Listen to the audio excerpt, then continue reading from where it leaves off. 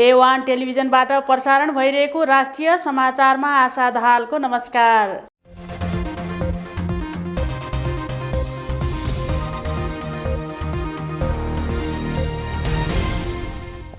राष्ट्रिय समाचार सुरु गरौं मुख्य खबरहरूबाट। एमसीसी पारित नगर्ने भए तत्काल सरकार छोड्न माओवादीलाई समाजवादी पार्टीका अध्यक्ष डाक्टर बाबुराम भट्टराईको आग्रह। पर्यटकीय क्षेत्रको विकासबाट नै मुलुक समृद्ध हुने मन्त्री आलेको उद्घोष। राष्ट्र बैंकद्वारा अनुत्पादक क्षेत्रको कर्जा प्रवाह घटाउन बैंक तथा वित्तीय संस्थाहरूलाई दबाव। कानुन व्यवसायीहरूको राष्ट्रिय सम्मेलन आजदेखि सुरु। बागमती प्रदेशसभा बैठक अनिश्चितकालका लागि स्थगित। कैलालीको गेटा मेडिकल कलेजमा 300 शय्याको अस्पताल चलाउन सरकारद्वारा समिति गठन। र अवैध सुन भित्र्याउने धन्दामा विमानस्थलका कर्मचारीहरूको नै संलग्नता रहेको पुष्टि।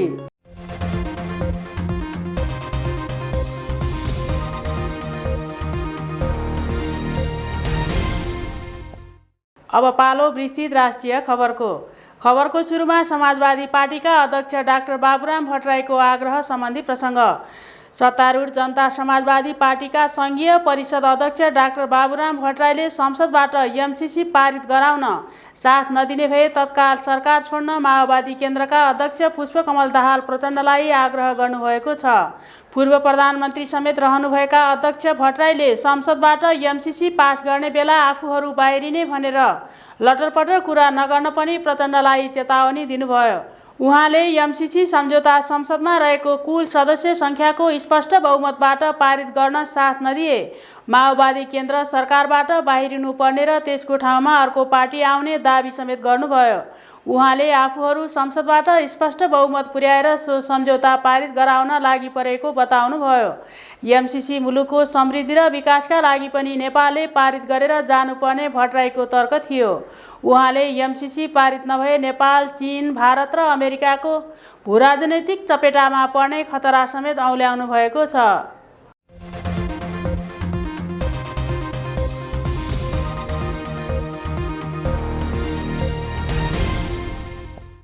अब संस्कृति, पर्यटन तथा नागरिक उड्डयन मन्त्री प्रेमबहादुर आलेको भनाई सम्बन्धी प्रसङ्ग। प्रेमबहादुर आलेले सुदूरपश्चिमको दिगो विकासका लागि यहाँका धार्मिक, सांस्कृतिक तथा पर्यटकीय क्षेत्रको विकास गर्न जरुरी रहेको बताउनु भएको छ। अत्तरिया उद्योग वाणिज्य सङ्घद्वारा आयोजित सुदूरपश्चिम प्रादेशिक महोत्सव 2078 को उद्घाटन गर्दै उहाँले धार्मिक, सांस्कृतिक तथा पर्यटकीय दृष्टिकोणले प्रचुर सम्भावना बोकेको सुदूरपश्चिमको आर्थिक रूपान्तरणमा यी क्षेत्रले विकास तथा विस्तारमा सम्बन्धित सबै पक्षको सहयोग, सहकार्य र समन्वय जरुरी रहेको बताउनुभयो। उहाँले भन्नुभयो, मुलुकको विकास र समृद्धिका लागि पर्यटकीय क्षेत्रको विकास गर्न जरुरी छ। यसका लागि सम्बन्धित सबै पक्षको सहयोग, समन्वय र सहकार्य आवश्यक छ।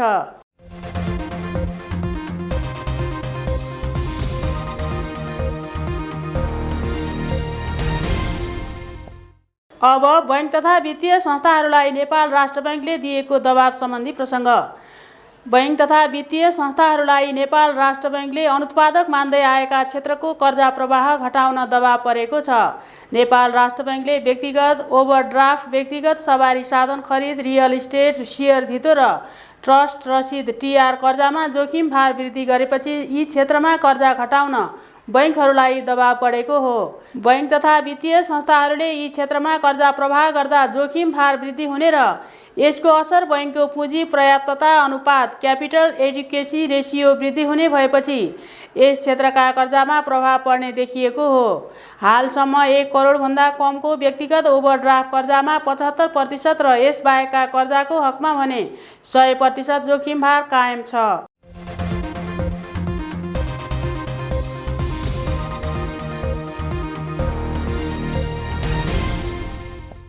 अब कानुन व्यवसायीहरूको राष्ट्रिय सम्मेलन सम्बन्धी प्रसङ्ग।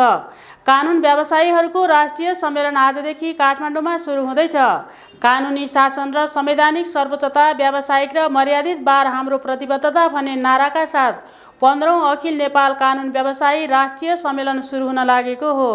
आज दिउँसो प्रज्ञा भवन कमलादीमा सुरु हुने सम्मेलनको राष्ट्रपति विद्यादेवी भण्डारीले उद्घाटन गर्ने कार्यक्रम छ। मंगलबारसम्म चल्ने सम्मेलनले काठमाडौँ घोषणापत्र जारी गर्नेछ। यसअघि पोखरामा तय भएको राष्ट्रिय सम्मेलन प्रधान न्यायाधीश चोलेन्द्र शमशेर जबरा विरुद्धको आन्दोलनका कारण स्थगित भएर काठमाडौँमा तय भएको थियो।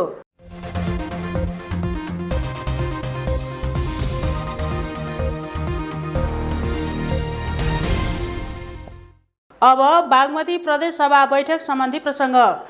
बागमती प्रदेश सभाको बैठक अनिश्चितकालका लागि स्थगित भएको छ। बैठक फागुन 16 गते सोमबारका लागि तय गरिएको थियो। प्रदेश सभा सचिवालयले आज यहाँ सूचना जारी गर्दै विशेष कारणवश बैठक स्थगित गर्नु परेको जनाएको छ। यस्तै आज दिउँसो 1 बजेका लागि तय भएको कार्यव्यवस्था परामर्श समितिको बैठक पनि स्थगित भएको प्रदेश सभा सचिवालयका सचिव कृष्णहरि खड्काले जानकारी दिनुभयो। यही फागुन 4 गते सर्वदलीय बैठकपछि सभामुख सानु कुमार श्रेष्ठले सोमबारका लागि बैठक आह्वान गर्नुभएको थियो।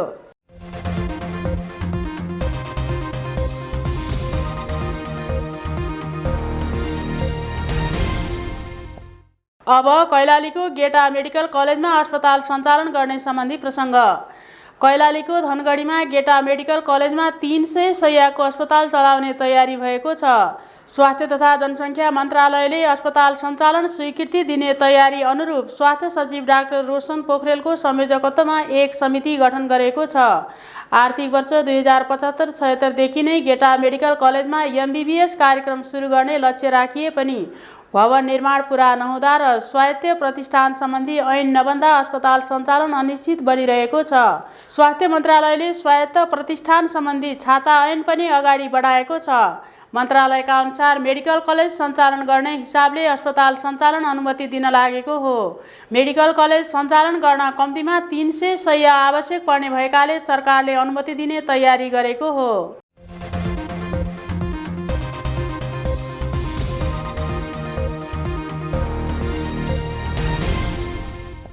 र खबरको अन्त्यमा सुन भित्र्याउने विमानस्थलका कर्मचारीकै संलग्नता रहेको सम्बन्धी प्रसङ्ग। विदेशबाट अवैध रूपमा ल्याएको सुन भित्र्याउन त्रिभुवन अन्तर्राष्ट्रिय विमानस्थलका कर्मचारीकै संलग्नता रहेको खुलेको छ। विमानस्थल स्थित अध्यागमन कार्यालयका कर्मचारी लक्ष्मण गुरागाईले विमानस्थलबाट सुन प्रवेश गराउन सहयोग गरेको खुलेपछि उनीहरूसहित सुन ल्याउने व्यक्तिलाई पक्राउ गरिएको प्रहरीले जनाएको छ। सुनसरीको इटहरी उपमहानगरपालिका 16 लविपुरका 34 वर्षीय कमल घिमिरेले विदेशबाट ल्याएको 1 किलो 165 ग्राम तौलको 10 थान सुनको सिक्री नेपाल भित्राउन गुरागाईले सहयोग गरेका थिए। विमानस्थल सुरक्षा कार्यालयका अनुसार गुरागाईले अध्यागमन क्षेत्रमा रहेको शौचालयमा गई घिमिरेले ल्याएको सुनको सिक्रीहरू लिई भन्सार जाँच क्षेत्र पास गराई पुनः सोही क्षेत्रको शौचालयमा आएर सुन फिर्ता दिएको खुल्न आएपछि उनलाई पनि पक्राउ गरिएको हो।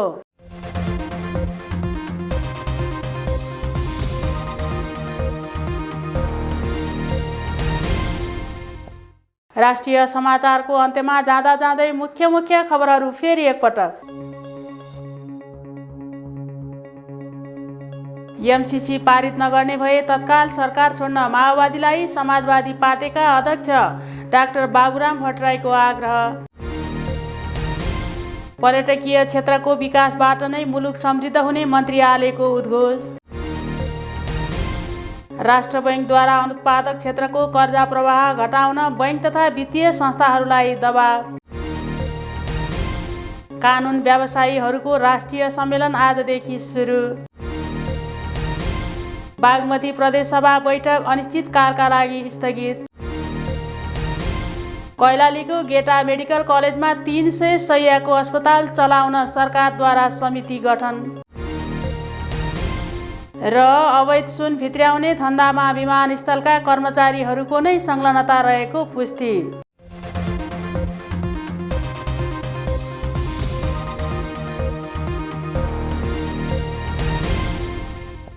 अवस्था अहिलेलाई राष्ट्रिय समाचार यति नै।